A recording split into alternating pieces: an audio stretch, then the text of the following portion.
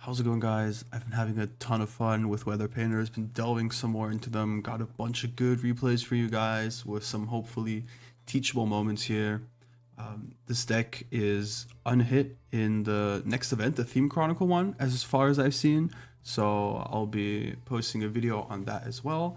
But aside from that, we're in for a long slew of more Zephyr content because the super heavy samurai support really helps out the deck.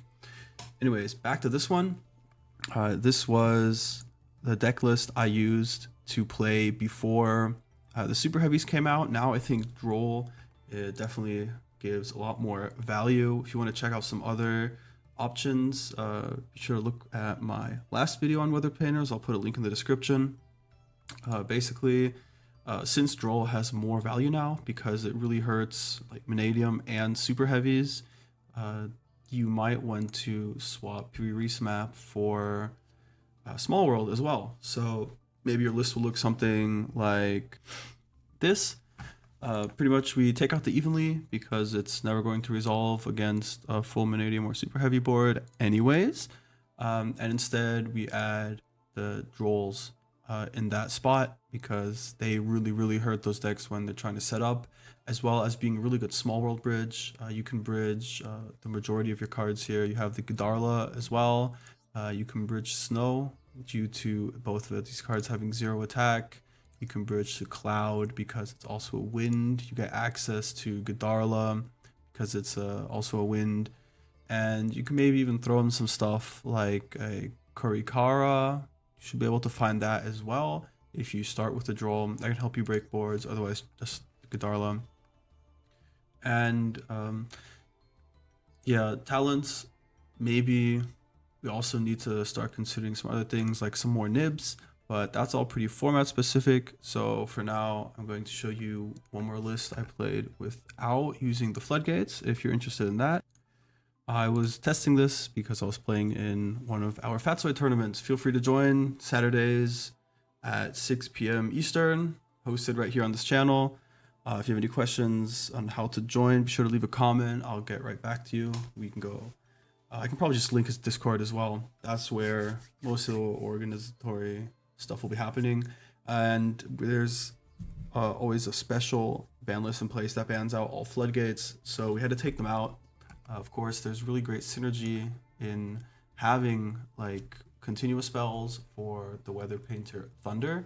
So we went for Clockwork Ninth because we're really coping on the all face-up monsters in the field become machine monsters floodgate effect, as well as being able to send this gets us to the Clifford Scout, which we can use for Recreate or whatever it's supposed to be, which is also a floodgate that we missed on the ban list.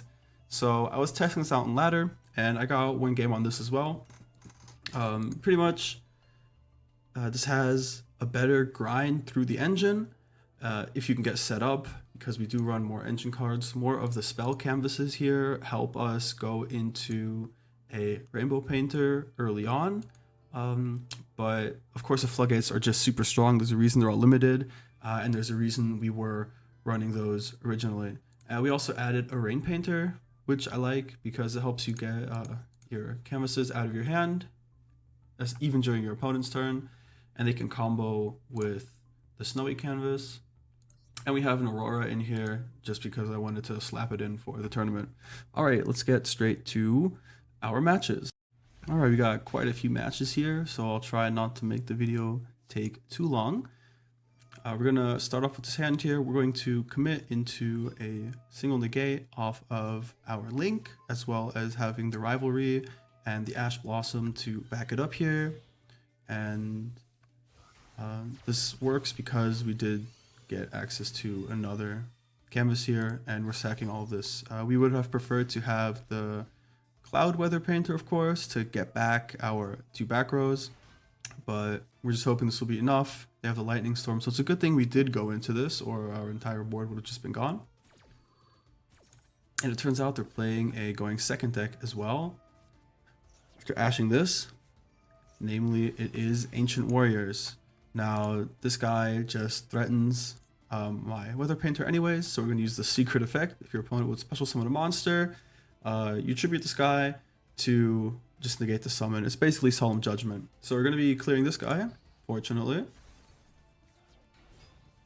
And he's going to summon another guy. And swing here, not killing us, which is very nice for us here. And at this point, I was thinking I want to clear this guy by just beating over him, give my opponent Gadarla, and then flip Rivalry. That way they're locked into insects and can't do anything. But I don't actually have a way of beating Gadarla since my game state doesn't give me any grind. The Shifter was a dead draw as well because I have 5 cards in my graveyard already. This thing doesn't actually have any live interruption because he does not control the Liu Zhuan and he doesn't control any Ancient Warriors continuous spells. So we're going to go for this. And then when I flip the Rivalry is when I realize, oh, that's not actually going to help me. So I'm going to send away my Floodgate to go for a Snowy Canvas for the Snow, which I can then summon out here. For the Rainbow Canvas to tag into Cloud and then go into Moonbow. And this is where this card comes up. We can use this for the grind here. I get to summon back a Banished guy, which doesn't really matter because it was coming back anyways. And we're going to banish this guy until the next standby phase, I believe. Yes. Summons another guy. And we're going to banish that guy as well until next standby phase. Since he gets to add a guy, and we saw the guy he added is the Lu Feng, which can be special summoned from your hand by controlling the highest attack Ancient Warriors monster on the field. So if we remove that, he can't actually special summon it. So we know this is the last card in his hand, and he can't summon it, so he passes back to us here.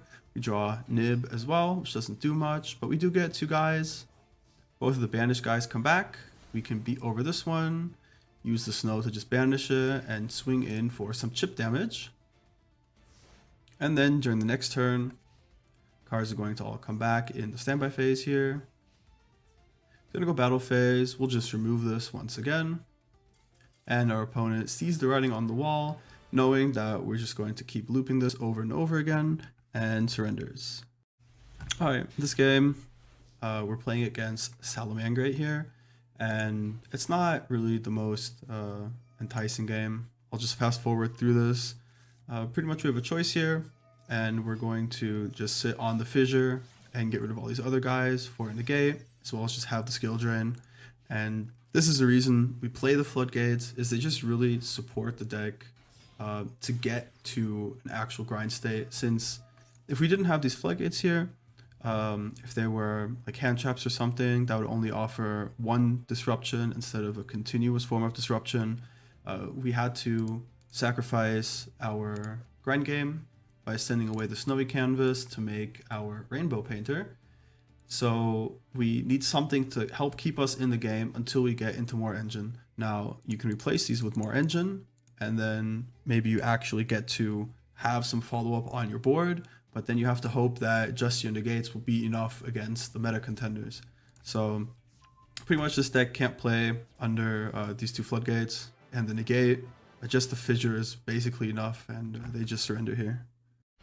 This game is another banger. We're actually going second here into Mannadium. I'm going to use the Maxi here, which unfortunately doesn't amount to too much. Since we're going to add the reframing here, and then use the Druid Swarm to get into a Chaos Angel with an Omni Negate. Maxi unfortunately not doing much for us. So at this point, we're just going to X-Trap, of course, at the start of our turn. And now, since we can't use a Peri-Reese map, because it can only be at the start of our main phase 1, we're going to set the Cloud in order to not die. And now we're going to set these 3 Floodgates. Now we have to see how we are going to use these Floodgates in order to stop our opponent from playing until we can get back into the game. Remember, we don't actually care about these Floodgates for the most part, since we can out them whenever we want with Thunder, as well as we banish ourselves for cost to dodge Skill Drain. We're all fairies to play under Rivalry. And we can just activate the cards straight from the deck to play around anti-spell here. And all 3 of these Floodgates really hurt this deck, and we know he has 1 negate, so we're going to have to try to bait it out with the weakest ones first. Here, my line of thought is anti-spell definitely turn skips, but I doubt he's going to negate that. Rivalry locks him into Fiends currently, which means he can't actually keep playing. So maybe he negates that, and then we get Skill Drain out for free. For sure, I mean, which is what we're trying to go for here. So we're going to lead with Rivalry, because this lets us survive, or it forces out his negate, or it baits it out.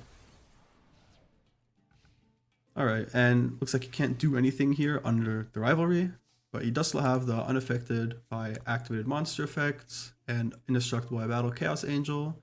Fortunately, Piri map does resolve here, and we are going to flip the anti-spell in an attempt to bait his negate. I really want the weather forecast to resolve, because that is our out to the Chaos Angel under Skill Drain, and our only way to actually get back into the grind game here. So we're just doing a bunch of stuff, hoping that he wants to negate something, because we need the Skill Drain to resolve for sure.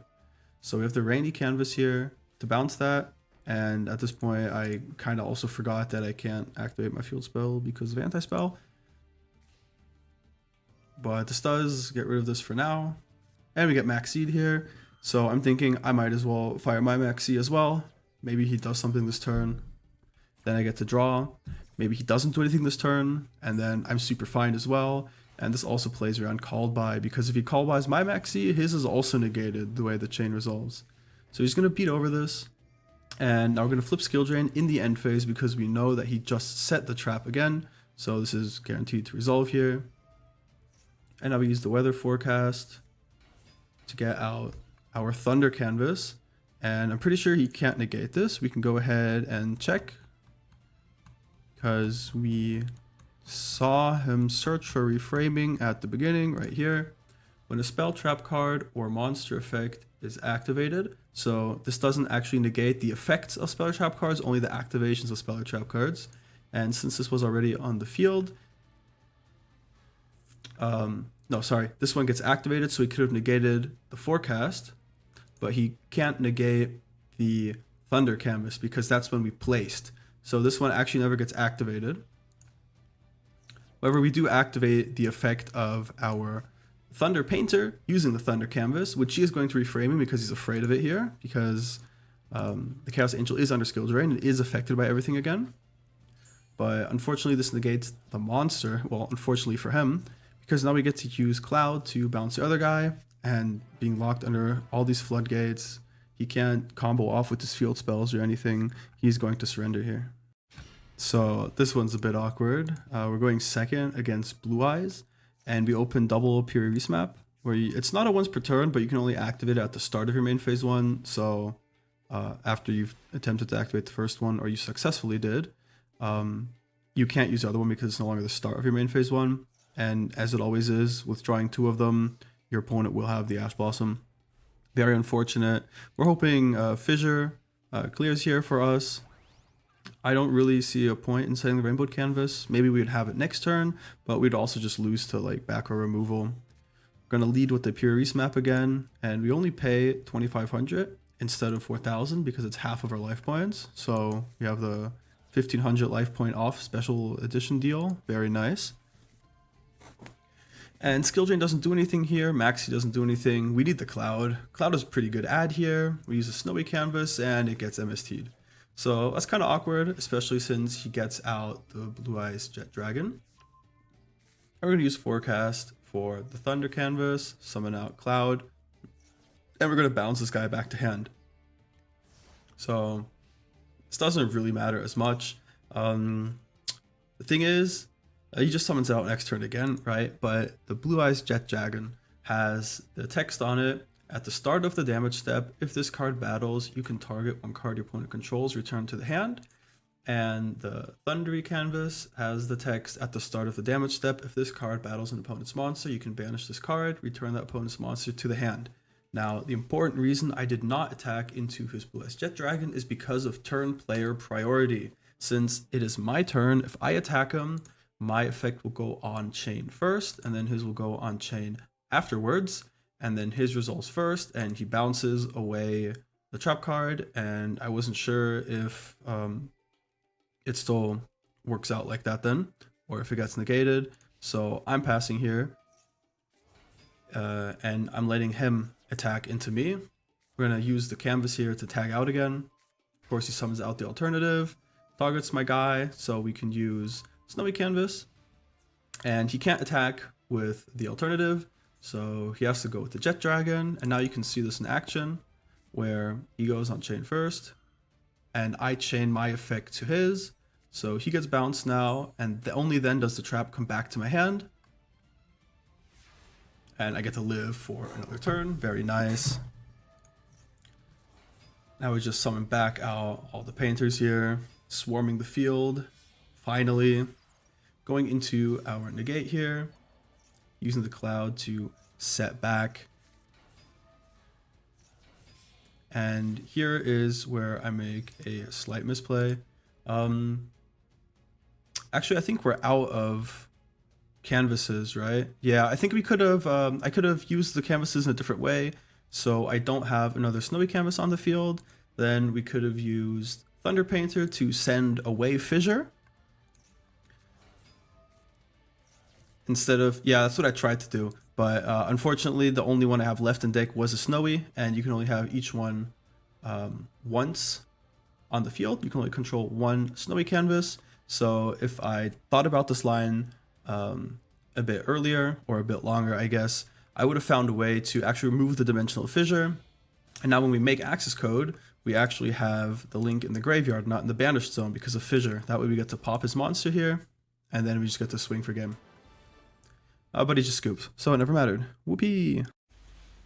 Alrighty, in this game, we're going first against Kashtira.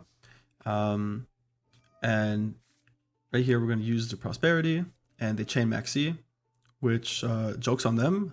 We actually can't play the game, so that's pretty funny. We're going to reveal a bunch of cards here. None of them really matter as much. We're going to go for the weather forecast. That just gets us the furthest. Using this to just grab the snow. Snow right here gets us another canvas. And we hope that Rivalry will carry us here. I didn't want to use up all of our follow-up and then give them another draw for it. Then we have one negate to deal with everything. I'd rather have the follow-up. The only way we're living anyways is if the Rivalry actually helps us live. So making that one negate doesn't really matter unless they have exactly like back row removal, right?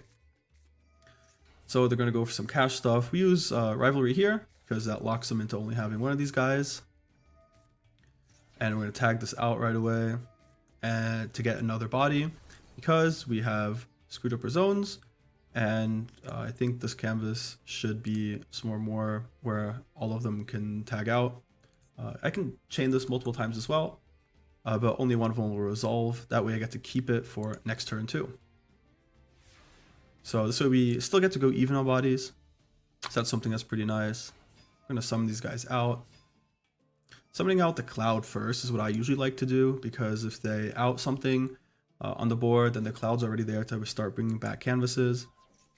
And we're going to bounce this back row here. Use this effect for a search. This eats the ash. And now we're going to use these three canvases here. Cloud's going to reset them. And I personally think it should be the other way around. Now, the reasoning here is, actually, you'll see it in just a second, I think.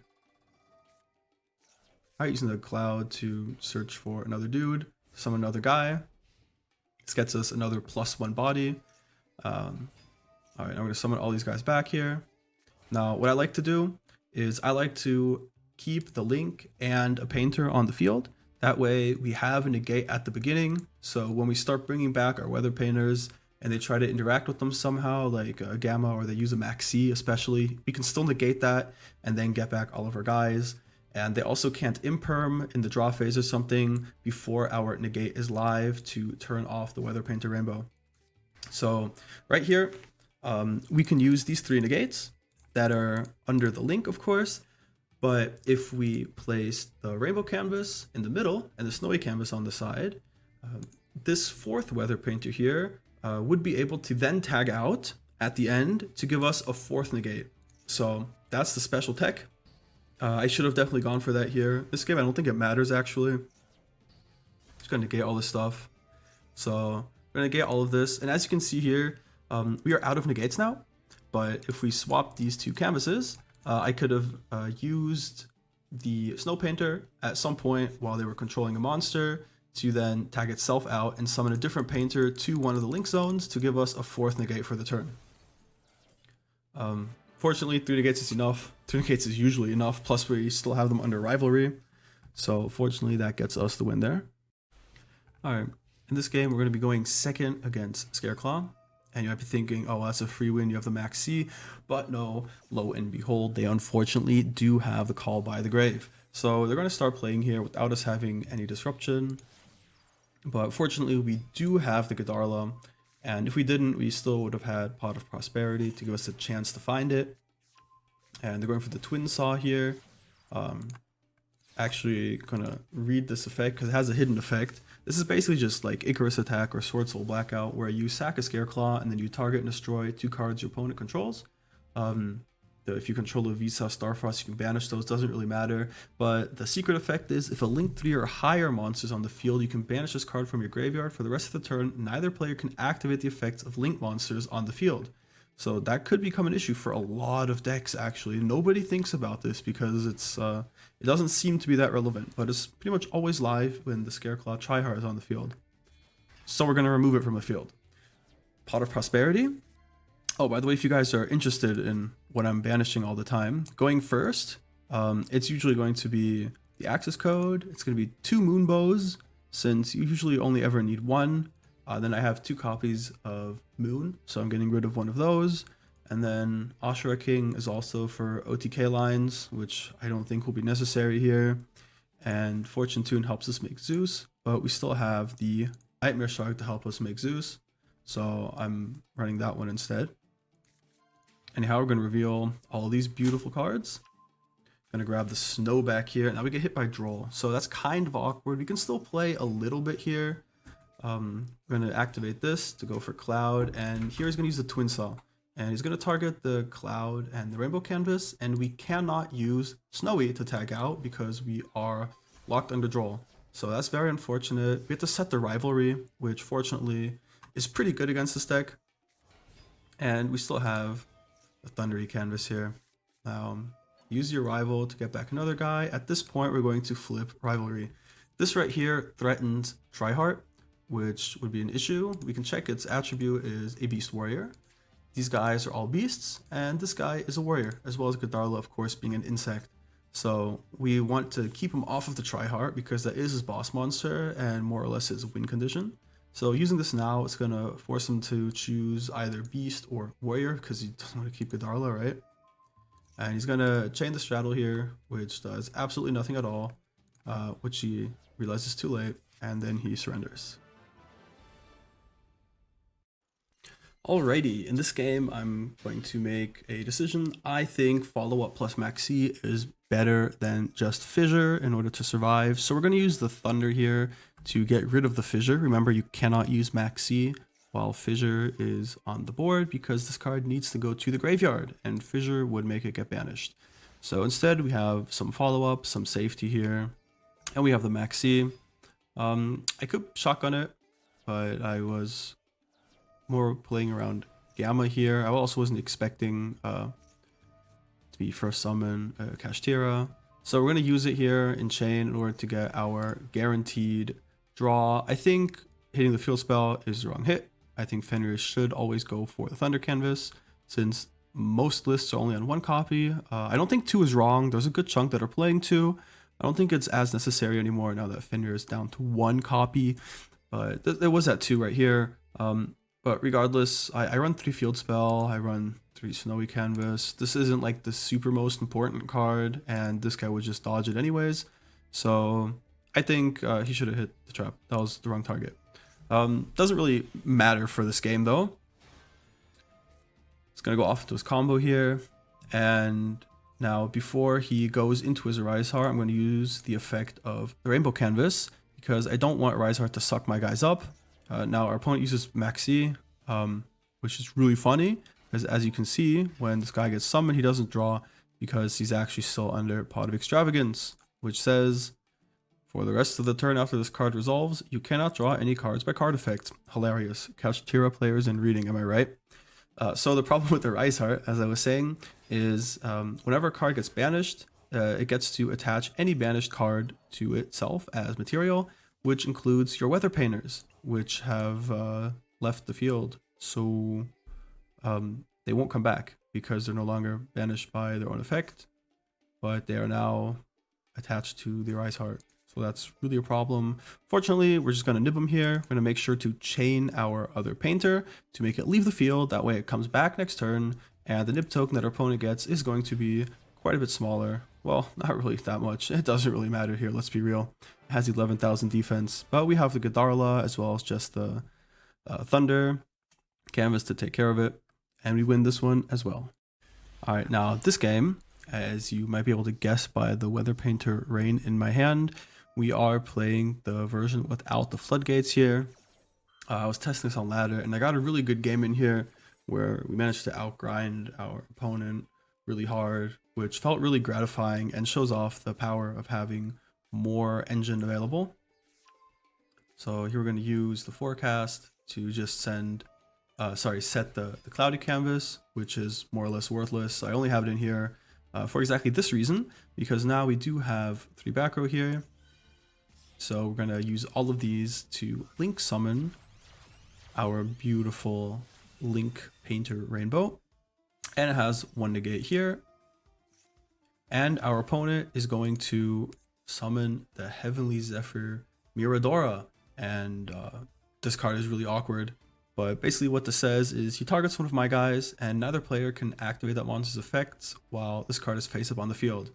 So I could negate this, but then I'm also playing into some other stuff, right? Like I lose 2 Imperm off the top, or anything that can negate the rainbow before my guys come back. Also, the activation and effect of this card's effects cannot be negated, so that wouldn't have mattered anyways. But even if that wasn't on there, this is a 7, so I'm going to be expecting my opponent to be playing some kind of rank 7 deck at this point, because why else would you play this obscure hand trap, right? So I have to keep it on here, and the important thing is that this is not an activated effect to give my weather painters the negates. So all my negates are still alive. I just cannot use the Solemn Judgment like effect. So we still have 2 Omnis here. Turns out they are playing Kashtira, or at least some rank 7 deck. Birth to summon out the Unicorn, which is promptly going to get negated.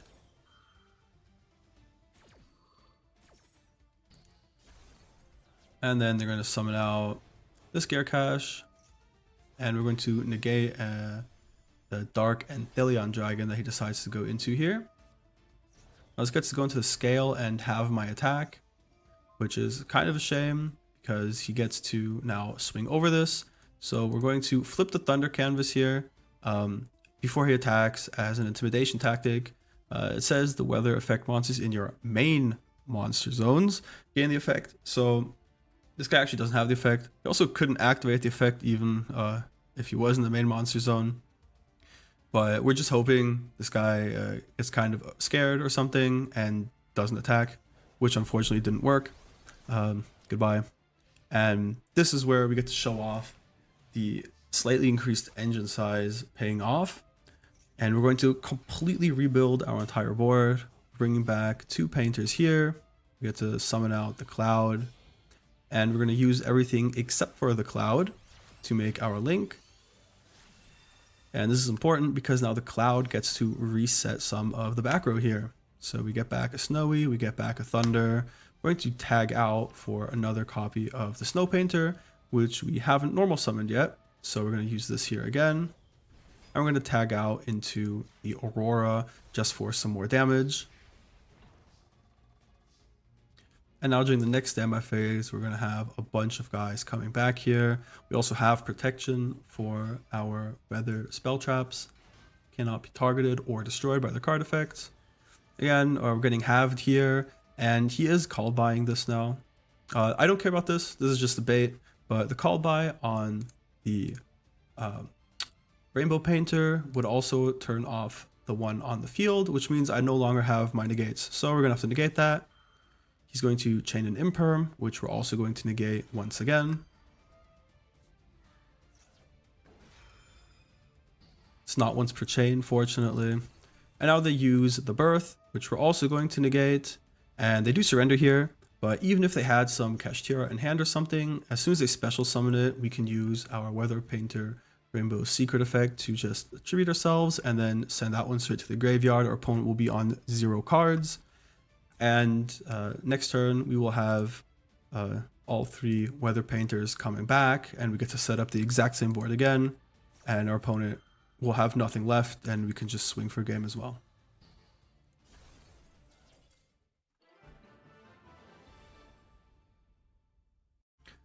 Alright guys, I hope you enjoyed these videos. I hope you learned some new technical interactions maybe that will help you play yourselves. And I hope you enjoyed this. Stay tuned for the updated list that will be coming out for the Theme Chronicle event, as well as for all the Zephyr content I'm going to be pumping out. I'm really hyped. It's been so fun playtesting all the different variants here, and I have some nice replays to show off, and some nice deck theory that I will be going over. Alright guys, see you in the next video. Thanks for watching.